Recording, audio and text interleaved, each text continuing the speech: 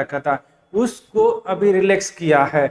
यानी कि अभी क्या कर सकते हैं, आप दीपावली पर ग्रीन पटाखे जला सकते हैं। तो आज हम यही बात करेंगे, आखिर ये बैन क्यों लगाया था, ग्रीन पटाखे क्या होते हैं, और ग्रीन पटाखे और नॉर्मल पटाखों में क्या अंतर होता है, क्या सच में ये ग्रीन होते हैं, क्या सच में ये पोल्यूशन फ्री होते हैं, और इनको लेकर क्या नियम कायदे बताए गए हैं कि किस किस तरह आप ये जला सकते हैं, किस किस दिन जला सकते हैं, उसके लिए हम डिटेल में बात करेंगे। और इसके अलावा हम बात करेंगे आखिर जब संविधान की बात करते हैं, सुप्रीम कोर्ट को अधिकार मिलता है बैन लगाने का, तो वो किन किन जो अधिकार है उनके बीच में टकराव से ये अधिकार मिलता है और कहाँ क्या मुद्दे, यानी कि डिटेल में इसके ऊपर बात करेंगे। ये आपका पीटी मेंस के लिए काफी इंपॉर्टेंट टॉपिक है और बाकी आपको जीके के लिए भी नॉर्मल आपको काम आएगा। तो हम देखो, ये आज का है 15 अक्टूबर को सुप्रीम कोर्ट ने क्या किया है, जो दिल्ली एनसीआर है इसमें अलाउ कर दिया है क्या, ग्रीन फायर क्रैकर को ड्यूरिंग दिवाली, यानी कि अभी ये दिवाली है तो उस पर अलाउ किया है। इसमें क्या रहेगा, सुप्रीम कोर्ट ने कुछ निर्देश दिए हैं, ये डायरेक्टिव दिए हैं निर्देश की कैसे कैसे आप इनको जला सकते हैं। इसमें बोला है परमिटेड पीरियड, यानी हमेशा के लिए नहीं, ये पीरियड है 18 से लेकर 21 तारीख तक आप पटाखे जला सकते हैं। ये टाइम है, सिर्फ इन दिनों में आप जला सकते हैं। इसके अलावा है ये कुछ स्पेसिफिक एरिया होंगे, जो डेजिग्नेटेड जो लोकेशन होंगी वहां पर ये आइडेंटिफाई की जाएंगी डीसी द्वारा और पुलिस द्वारा, यानी कि ये इनकी जो बिक्री होगी ना, ये सिर्फ उन्हीं एरिया में होगी जहां पर पुलिस या जो जिला कलेक्ट्रेट होता है वो आइडेंटिफाई करेगा, यहाँ पर रहेगी।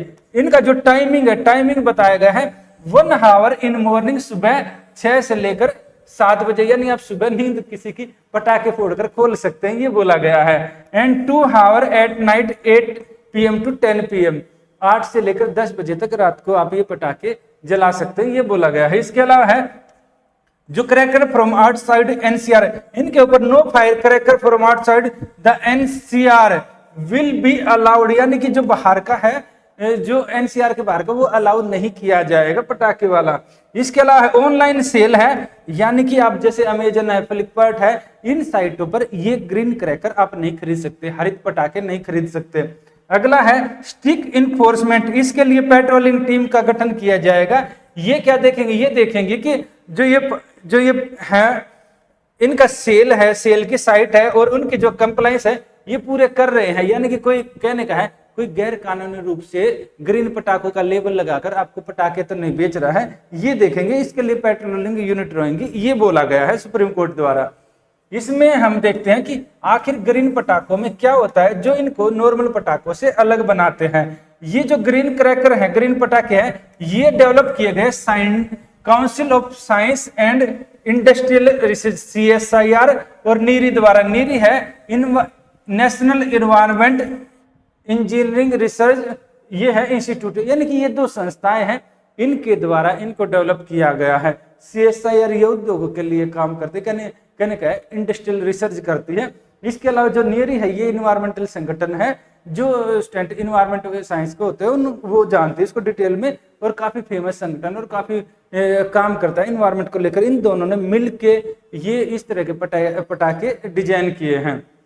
इनमें क्या है, इनका जो पोल्यूशन लेवल है ना ये कम होता है, 30 से 40% कम इमिशन करते, जीरो नहीं करते, याद रखना। ग्रीन का मतलब बिल्कुल 0% ये नहीं होता कि इमिशन नहीं हो, ऐसा नहीं होता, 30 से 40% कम करते हैं, इसीलिए इनको ग्रीन बोला गया है।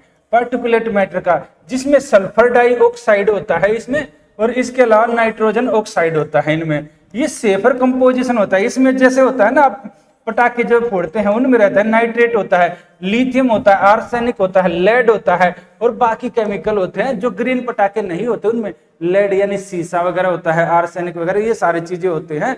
इनमें इस तरह का कंपोजिशन नहीं होता है। इनमें बताए ना सल्फर ऑक्साइड और नाइट्रोजन ऑक्साइड रहता है। लोअर नॉइस, यह जो इनका रहता है ना, जो एकदम होता है बहुत ज्यादा तेज शोर आता है, इनका जो डेसिबल होता है नॉइस का वो भी कम होता है, इसमें ये रहेगा। इसके अलावा रहता है यूनिक मैकेनिज्म होता है। कुछ जो इनके वेरिएंट होते हैं वो क्या करते हैं, वाटर वेपर यानी जो पानी की बूंदे हैं वो रिलीज करते हैं, और इससे क्या रहता है, इससे जो धूल है धूल नीचे दब जाती है, ये भी रहता है। इसके अलावा ये हम इनको पहचाने कैसे, इनमें दिया गया कि इनके ऊपर ना QR कोड लगाया जाएगा, उससे आप इसको स्कैन करके पहचान सकते हैं।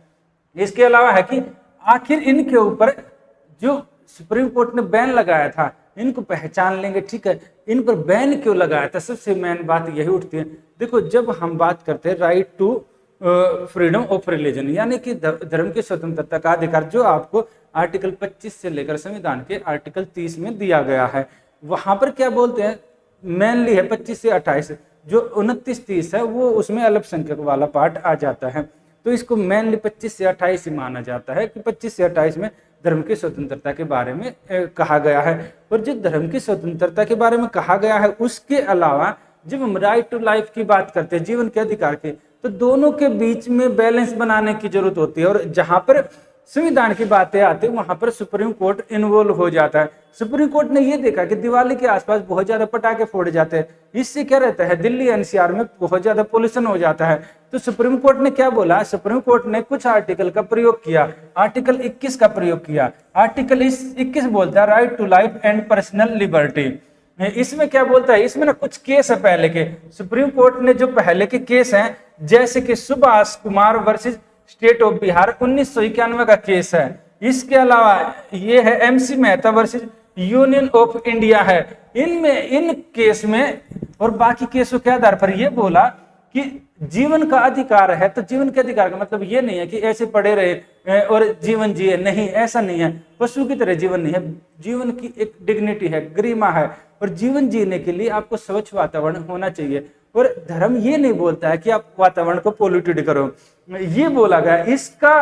इसके आधार पर सुप्रीम कोर्ट ने क्या किया था, पटाखों के ऊपर पूरी तरह से बैन लगा दिया था। अब इसको लेकर काफी ज्यादा धार्मिक संगठन है वो ये बोल रहे थे कि आपने अगर दीपावली पर ही बैन लगाया तो बाकी त्योहार पर भी तो फोड़े जाते हैं, शादी में फोड़े जाते हैं, ये कई तरह की चीजें चल रही थी। अभी क्या किया सुप्रीम कोर्ट ने, अभी आज ही ये बोला कि ठीक है, हम दोनों को ना बैलेंस करते हैं, हम पूरी तरह से बैन नहीं लगाते, उसको बोलते हैं ब्लैंकेट बैन, पूरी तरह बैन लगाना। हम इनको बैलेंस करते हुए हम क्या करते हैं, इसमें जो फायर क्रैकर है, जो ग्रीन है, वो छोड़े जा सकते हैं, और वो भी स्पेसिफिक टाइम में, ये कहा है।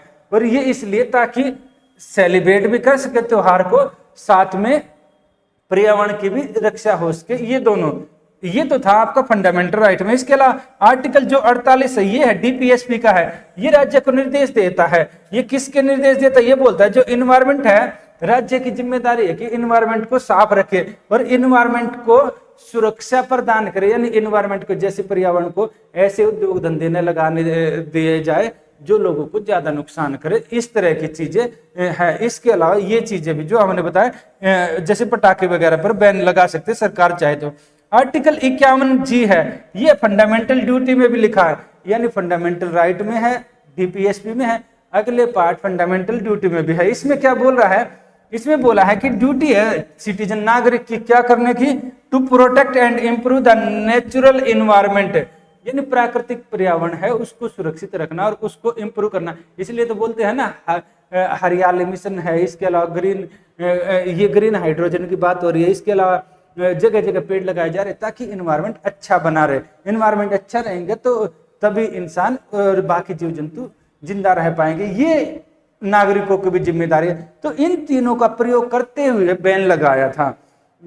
अब यहाँ पर अगर हम फायर क्रैकर की बात करें, ग्रीन की, तो इसके कुछ कंसर्न भी है, कुछ इश्यूज हैं साथ में। ये इश्यूज क्या है उनको भी एक बार देख लेते हैं। इनमें क्या रहेगा, अगर हम ये बोले कि नहीं ग्रीन का मतलब बिल्कुल भी 0% पोल्यूशन है, नहीं, ऐसा नहीं है, इसमें पोल्यूशन है पर थोड़ा कम है, बस यही अंतर है। और ये क्या रहेगा ना, इससे जो पार्टिकल निकलते हैं वो क्या रहेगा, जिनको रेस्पिरेटरी इश्यू, कई जैसे दमे के इश्यू रहते हैं, उनको ये अब भी नुकसान पहुंचा सकते हैं। अगला है इन्वायरमेंटल चैलेंज है। इनमें क्या रहेगा ना, इससे अथॉरिटी ये फेस करेंगे डिफिकल्टी, क्या है, इसकी रेस्ट्रिक्शन को इन्फोर्स करने के लिए, क्योंकि जो इलीगल है, इलीगल क्रैकर है, इनसे क्या रहेगा, इलीगल क्रैकर को जो बेचेंगे उनको पूरी तरह से कैसे रोका जाए, ये एक काफी बड़ा अब भी चैलेंज रहेगा। इसके अलावा जैसे कि हमने देखा था ना कि जब इन पर पहले बैन लगाया था, पूरा ब्लैंकेट बैन था, तो गैर कानूनी तरीके से पटाखे तब भी बेचे जा रहे थे, और वो ऐसे थे जो और ज्यादा खतरनाक थे, उनमें ज्यादा क्योंकि वो अनरेगुलेटेड थे फायर क्रैकर। इसके अलावा काउंटर फिटिंग है, जो क्यूआर कोड है, ये वेरिफिकेशन से, अगर हम बोलते हैं क्यूआर कोड से आप वेरीफाई कर सकते हैं ग्रीन है, अगर उस क्यूआर कोड को उसका जो डुप्लीकेट बनाकर अगर वैसे फायर क्रैकर पर जो पटाखे उन पर लगा दिए तो उसको कैसे आइडेंटिफाई करेंगे, ये भी एक इश्यू रहेगा। इसके अलावा जो लाइवलीहुड है, इससे क्या था ना, इससे जो ट्रेडिशनल लाइवलीहुड था, जैसे कि शिवकाशी है, शिवकाशी तमिलनाडु में है, वहां पर अच्छा खासा इम्पैक्ट आ रहा था कि वहां पर पटाखों के लिए प्रसिद्ध है, तो वहां पर जो लोग इस रोजगार से जुड़े हुए थे उनकी जीविका को संकट आया हुआ था। अभी थोड़ा बैलेंस करने की कोशिश की है, काफी अच्छा स्टेप है। आज के लिए इतना ही, फिर मिलते हैं नेक्स्ट वीडियो में। ये